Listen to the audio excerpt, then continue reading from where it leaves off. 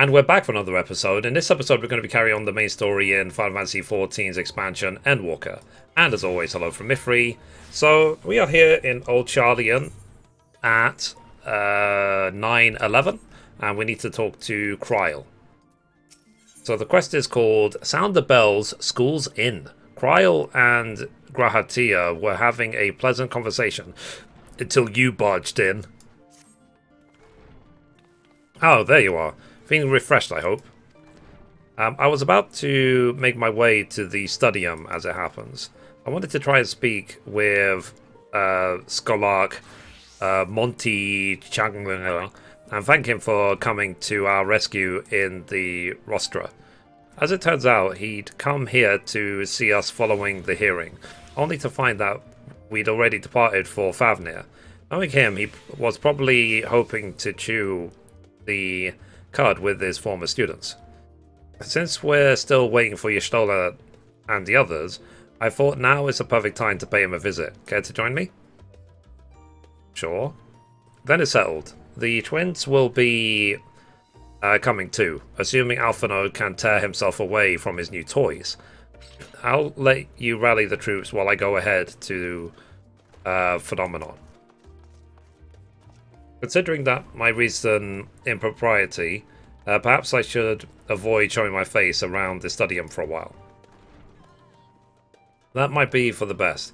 If the others should return, I'll tell them we will not be too long. Okay, let's see what we need to do. So how far are they? Okay, they're just outside. Still up there. Do at least say.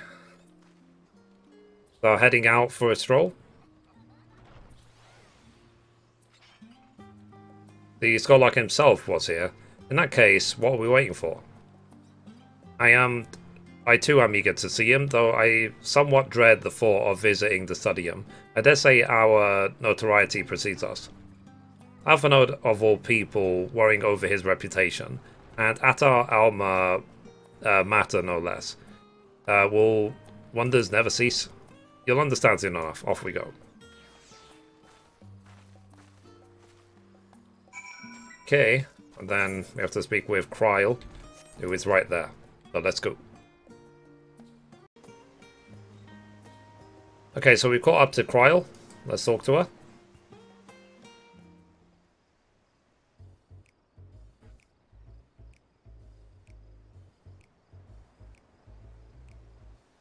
Here is Phenomenon. While I expect you made note of it before, one can hardly miss it. This is the first time you've been here on official business, correct?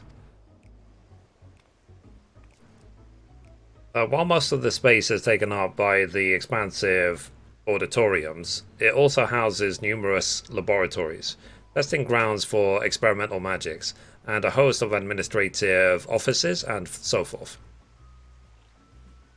As the center of what would later become the Studium, it was established to promote the study of atheological phenomena, hence the name. Though, with Aether being a fundamental aspect of nature, its scope expanded to include every conceivable facet of life and even the universe itself. And then, in the 432nd year of the Sixth Astral Era, Phenomenon was decreed complete and the Studium officially opened as a place of learning. With a long and storied history, it is without question the world's leading authority on aetherology. The arcane, the occult, the astromancy, and countless other fields, standing proud as Charlian's foremost educational institute.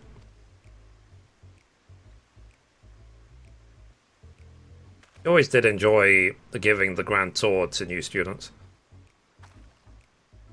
Indeed, I've long since lost track of how many times he has recited the same foppish speech, such as his undying love for his old stamping ground.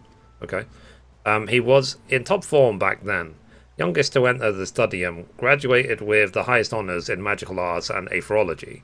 undisputed champion of the debating chamber. Hold on, you both joined the studium at the same age, yes? And from where I stand, you're equally prodigious scholars. Nice of you to say, but Alphinaud actually entered half a year before me. Nor did I do well enough to graduate with honours. And I am certain not the studium's most notorious master debater. In all respects, I have ever been in his shadows. If nothing else, just remember that this was where the legend of Alphinaud Leveleur began. We should expect everyone to be fully aware of our recent escapades. Hopefully we'll be somewhat more welcome here than we were at the last stand. I know better than anyone the adoration that the student body has for Alphinaud, and with a bit of luck it might work to our advantage. Well, there's no time like the present. First things first, let's look for Scholararch Monty Shang. Other faculty tend to frequent their offices, but unfortunately for us, he's fond of wandering wherever he whims to take him. Let's split up and ask the students if they've seen him.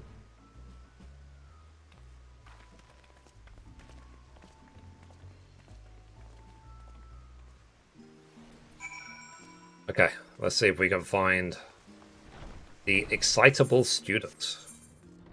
Okay, right there. That was Alphinaud Leveleur, wasn't it? The Alphinaud Leveleur. And he's with his sister and Master Baldassian's granddaughter. This can only mean one thing. An event of epoch-shattering proportions is fast approaching. Spread the word. Oh, sorry. You said that you're looking for the Scholararch, yes? Knowing him, he could be anywhere, but Miss Alipo should have a better idea. Okay. And the merchant's in here. Let's just randomly wander around. Okay, here's Miss Alipo.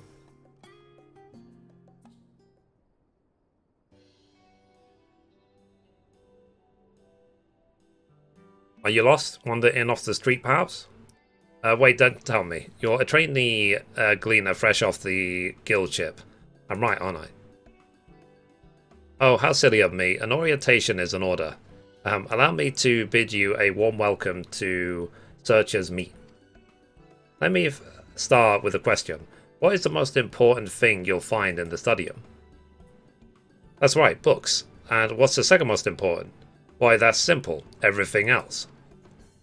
That's what we deal with in here at Searcher's Meet. Whenever the students or tutors find themselves in need of equipment or materials, they come to us. If we don't have it in our stores, we send the gleaners off to find it. Honestly, you wouldn't believe some of the requests we get.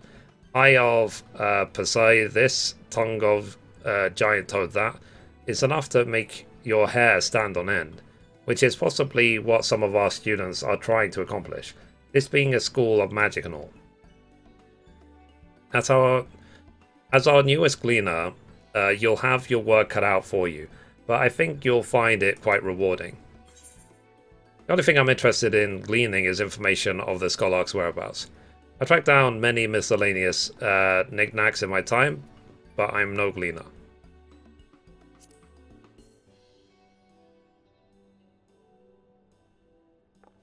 I beg your pudding. You're not a gleaner? Then this was all an elaborate ruse? No, wait, come to think of it, you never actually claimed to be one in the first place. Why mistake? He was here, but now he's not. I did speak with him shortly before you arrived, though. He said he was on his way to make us meet. Go back the way you came in, and you'll see him on the opposite side of the entrance. It's a laboratory of sorts, home to many rare and expensive curios. Not to mention alarmingly frequent accidents. If you lose your way, just follow the blood-curdling screams. Lol. In the time it's taken me to tell you all of this, the Scholararch has probably already left. Best of luck finding him. I've a feeling you'll need it. Fair enough, fair enough. Okay, let's see if we can find this guy. Let's speak to the level-headed student.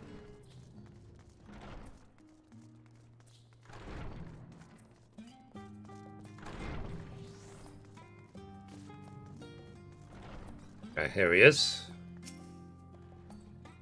Yes, the Scholar was here for a short while ago. He offered me advice on my current research project. Though we spoke at length, I don't recall him mentioning where he was planning to go next.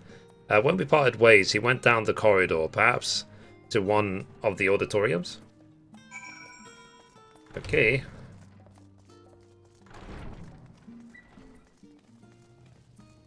So we're basically just gonna work our way through this place trying to find this guy.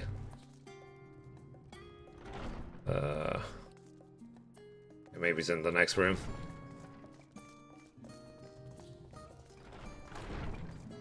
Ah, there he is.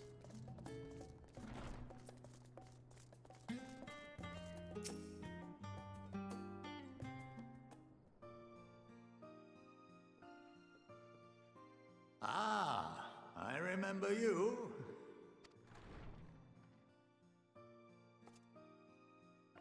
I pray we have not caught you at an inopportune moment. We wanted to offer our thanks for your kind words in the forum.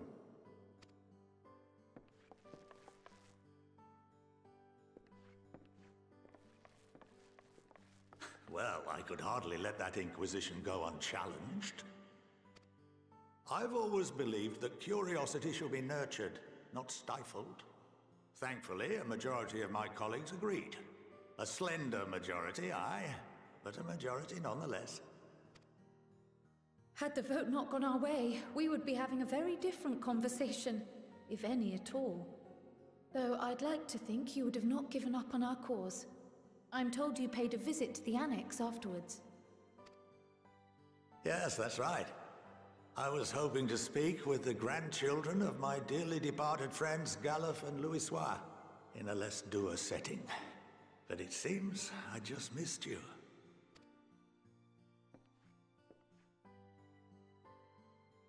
I still can't believe how much you've grown. If only your grandsires could have seen the way you presented yourselves to the Forum. Why, it fair brought a tear to my own eye. You must have the patience of a saint, putting up with this lot and their antics. Never mind Matoya's prize student. Luckily, I know a thing or two about managing unruly younglings. If you ever need advice, don't hesitate to ask.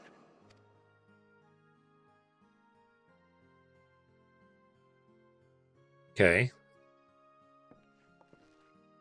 If I may, there is a rather more pressing matter we wish to discuss. What can you tell us of this duty that the Forum must fulfill? Nothing, I'm afraid. Like all humble servants of the Forum, I am sworn to secrecy. Or rather, I couldn't tell you if I tried. Our duty is of the gravest importance. Furthermore, if the particulars were made public, it would incite widespread panic.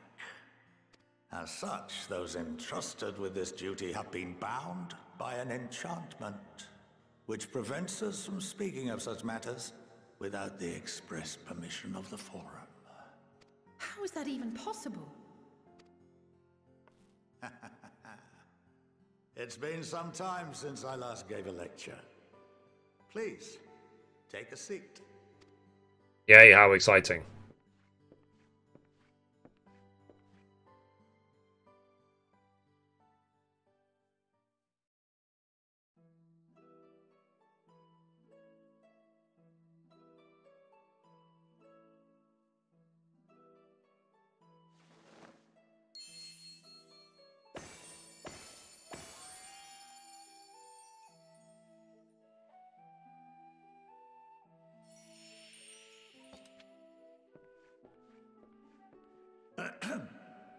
We shall begin by reviewing the fundamentals of etherology.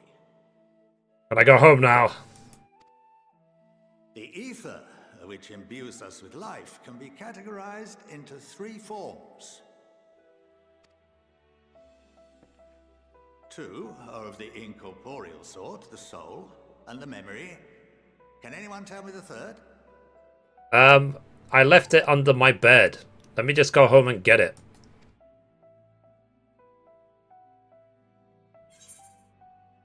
Superior Aether, magic, Yes, very good. This is the form with which the layman is most familiar. Consumed by even the simplest of daily activities, and replenished by the food and drink that sustain us, this form of ether is in constant flux. In contrast, the ether that comprises the soul is rarely subject to dramatic change. The same can be said for memory, as the two are intrinsically linked.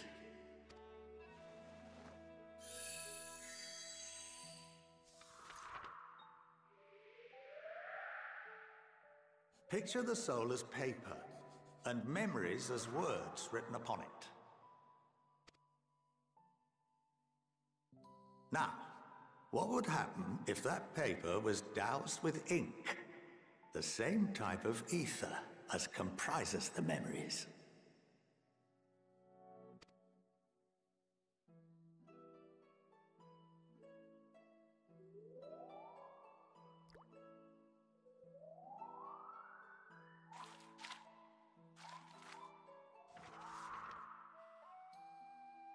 It would blot out everything that was written. Precisely. We would be unable to recall the memories, and any activities that depend upon them would be hindered as well. In fact, this exact phenomenon was observed on a vast scale not so long ago. And what might that have been?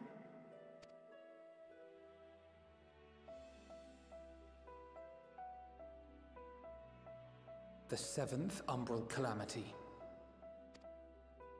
The people of Eorzea vividly recall Bahamut breaking free of the Lesser Moon and raining hellfire down upon the realm. But no one could seem to remember the events that followed immediately afterwards. Indeed. To this day, we have yet to determine whether it was an unintended consequence or a deliberate act. The enchantment which binds me and the rest of the Forum is based on a similar principle. And yes, it is a contravention of the Sharlayan prohibition against the practice of memory manipulation. Only when a new member is inducted and told of our great duty are they subjected to the process. A necessary evil. You have my word that it would never be used to manipulate the populace? I should hope not. But can this enchantment be dispelled and your memories restored? If 9/10 of our members give their approval, then the process may be reversed. Then, and only then, would we be able to speak freely to others of our sacred duty. Barring that, we must wait until we return to the ethereal sea.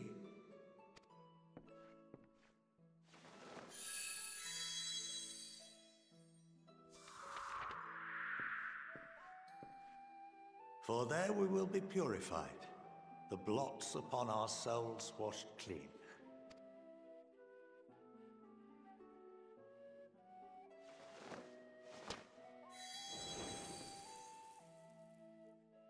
Says what? Welcome to the what? Our memories drift apart and dissolve. Rather defeating the purpose, I suppose.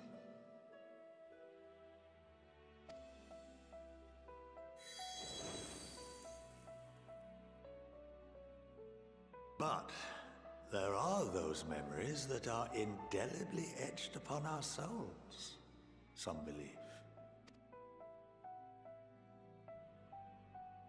What happens after that? We are reduced to pure ether, coalesce with that of others, and create souls anew. Alternative schools of thought assert souls remain whole and return to the corporeal world, reborn into another form. Both theories have their proponents. Personally, I consider each equally probable.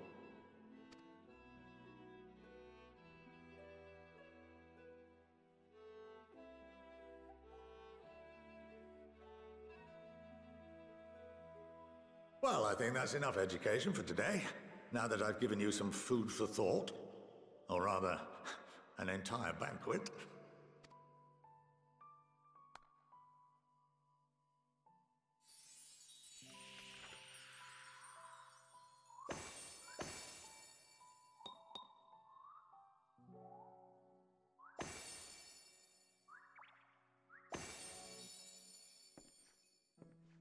I would remind you that although I'm unable to assist you with certain matters, the resources at my disposal may still be of use to you.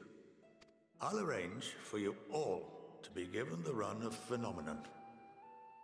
Of course, as associate to our alumni and the students of Baldessian, this privilege is extended to you as well, my friend. Oh, and I suggest you speak with Ki Aliapo. She's well known among the artisans of Sharlayan, and her network of contacts may prove useful in your search for knowledge. I wish you all the best in your pursuits, wheresoever they may take you.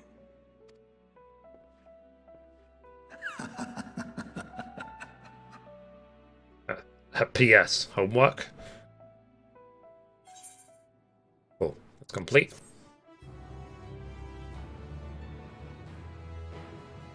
So you've been granted the run of Phenomenon. For your game, Ki Alipo would put your artisanry to good use. Okay, let's talk to Kryl. The next quest is called A Capital Idea. So Kryl is still digesting a rather hefty portion of food for thought. Well, that's given me much to mull over. I feel as though that we're one step closer to understanding the forum's true motives. The mysteries of life itself, for good measure. It's funny, I came here with the intent of expressing my gratitude, only to leave more indebted than before. I have a feeling his friendship and support will be a great boon to us in the days to come.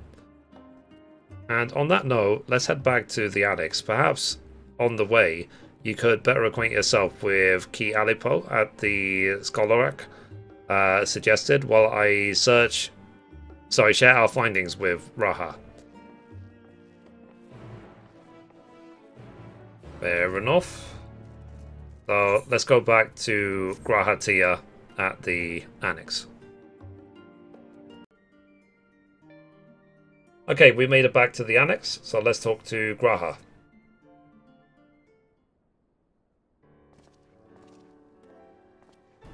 Welcome back. From what I hear, your trip to the Studium proved most educational. While you were away, I received word from our fellow Scions. As expected, news of the Warding Scales was met with much joy. Preparations are now underway to bring the leadership of the Grand Company of Eorzea and the Eastern Alliance together to determine a way forward. Our friends have asked we bring the scales in our possession to Limsa Laminza.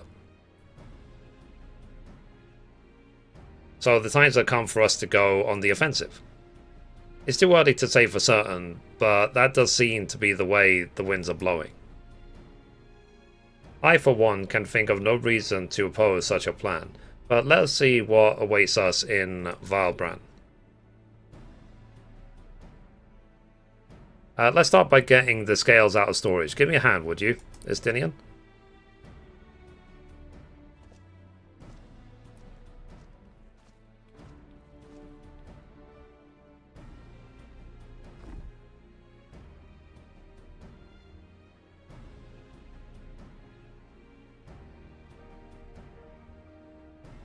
Phew, I didn't realize that these crates were so heavy. I shouldn't complain though. Vitra and the alchemists of the great work put their heart and soul into each and every one of these scales, so you must treat them with the utmost care. Are you not coming with us? As much as I would like to escape the forum's watchful gaze, I've little choice but to stay behind. We've already sorry, we're already on thin ice. And if I, in my capacity as official representative, were found to be consorting with foreign powers, well, you can imagine how that would go. I shall remain here, do my utmost to avoid ruffling any more feathers, as I await word from Master Matoya and our other allies. With luck, we'll soon have good news of our own to share. The tide is about to turn, I can feel it, to Limsa. Okay. So we have to go to Limsa? Right there. So let's just teleport, because it's close enough. Been a while since I've been to Limsa.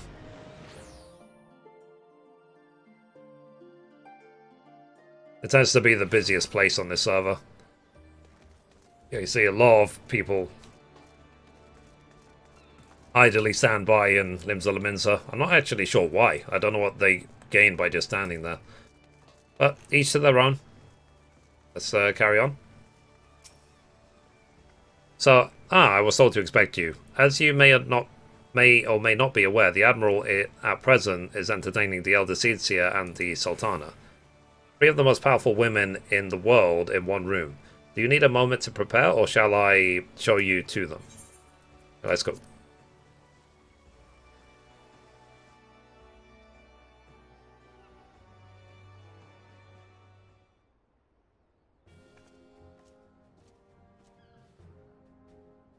My apologies for calling you away from Charlian at such short notice. On the contrary, we are honoured and grateful, and pleasantly surprised to be joined by such esteemed company.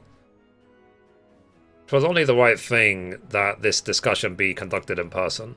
We are locked in a war of attrition. Our forces struggle to contain the threat posed by the tower, and it is only a matter of time before we are overwhelmed.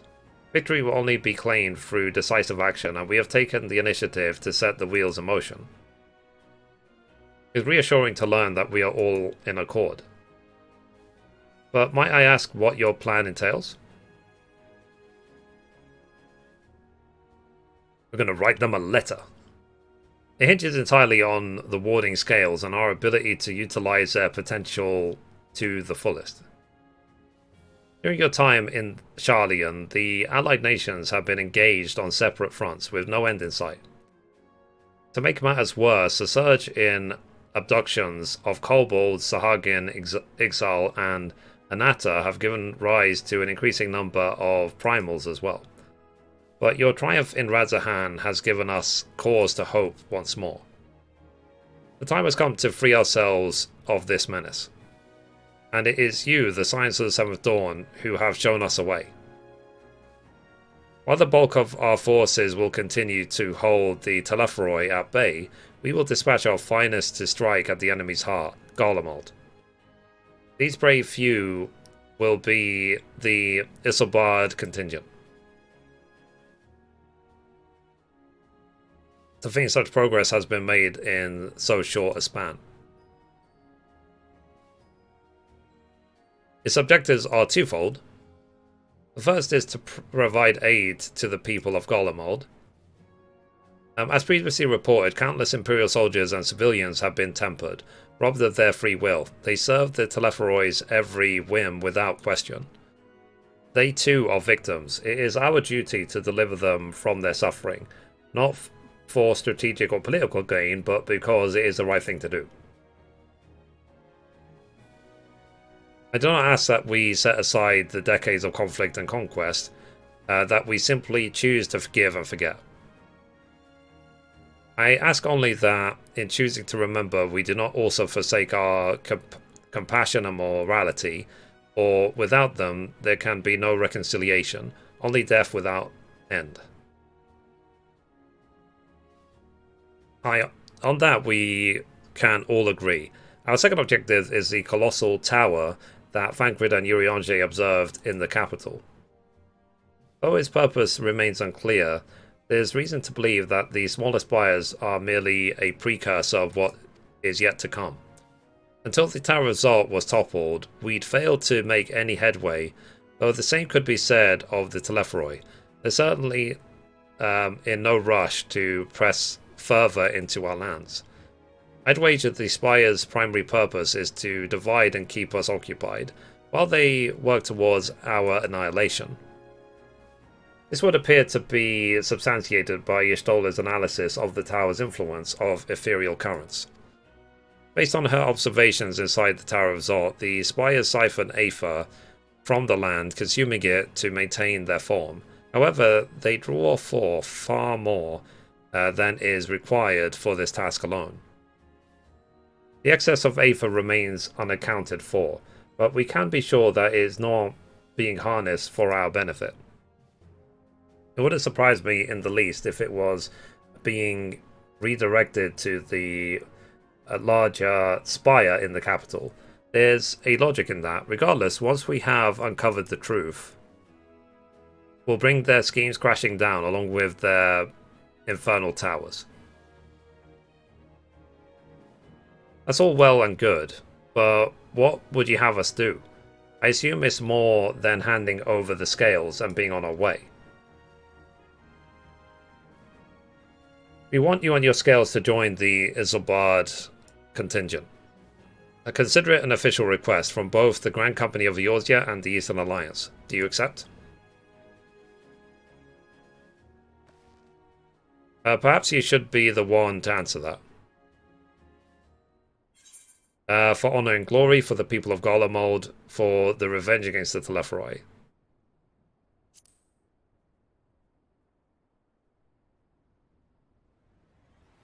Couldn't I put it better myself? Y'shtola, Thancred, and Urianger have already pledged their support and are on their way to meet the rest of the contingent. They were positive you would come to the same decision as they did. Luckily for all involved, their prediction was correct. Once you have delivered the warning scales to Alamigo, the contingent will embark on its journey to Isilbard. Roman and Lord Aymeric are overseeing preparations, so I suggest you make yourselves known upon arrival. Pack warm clothing, furs and the like. Without it, the cold will do you in before the Telephroi so much as draw steel. As for us, we'll keep the enemy busy while you're gone. They're not the only ones who can create a diversion. Now go safe in the knowledge Eorzea will be as you left it, or better, upon your return.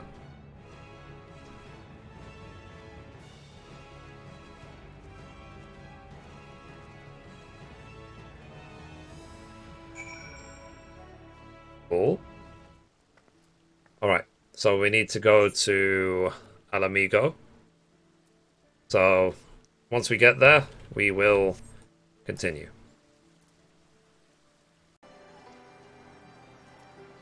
Okay, so we made it to Alamigo, so let's talk to Raban.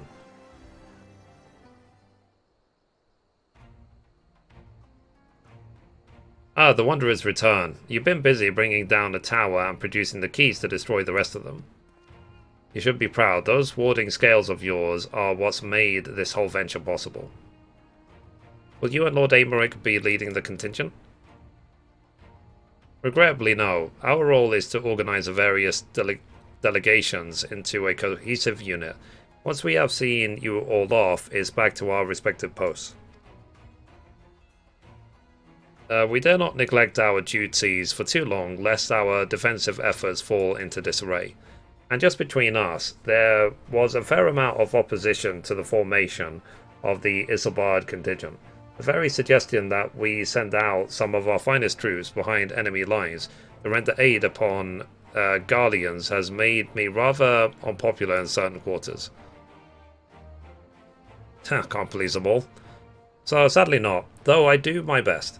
Truth be told, I'd much rather be at your side, charging into the fray. Alas, I have battles on my own to fight, where words may serve me better than any blade. I hate to say it, but Lord Aymeric's struggles mirror my own. For the time being, the best we can offer you is the peace of mind from knowing Eorzea is in safe hands. As you fight the good fight in Isilbard, I and the other commanders will do what we can to convince the naysayers that our cause is just. Thank you, both of you. We meet again.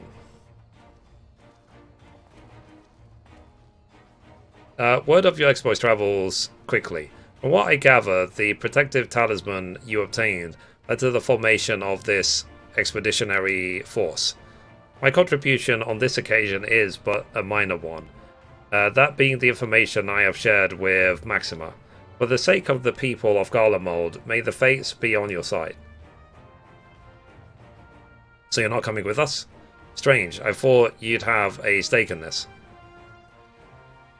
I do. The Telephroi have laid waste to my homeland and enslaved my people. But though every more of my being cries for vengeance, I cannot be the one to deliver it. My presence alone would place the entire mission in jeopardy.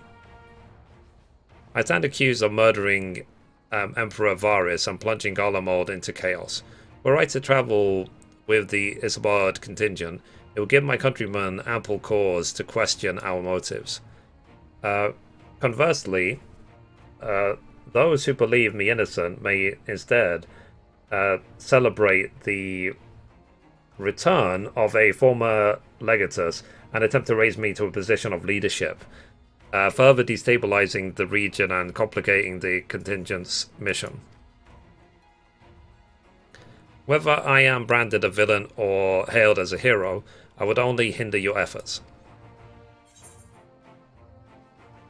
We will deliver your people from harm in your stead. I doubt they'll be pleased to see the champion of yours set foot on Garlean soil.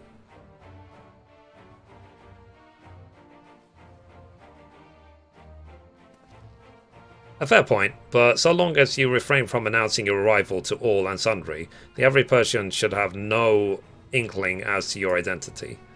Although your titles and deeds are common knowledge, only a select few would recognize you on sight alone.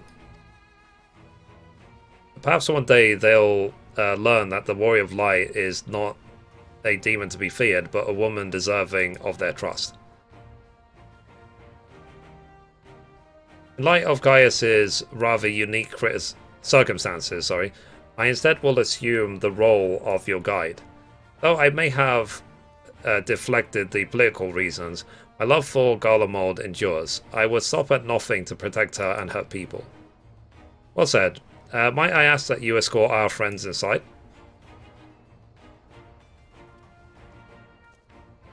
You might even bump into an old acquaintance or two. And if I don't see you again ere you depart, may the Fury guide and protect you, all of you. Cool. That's complete.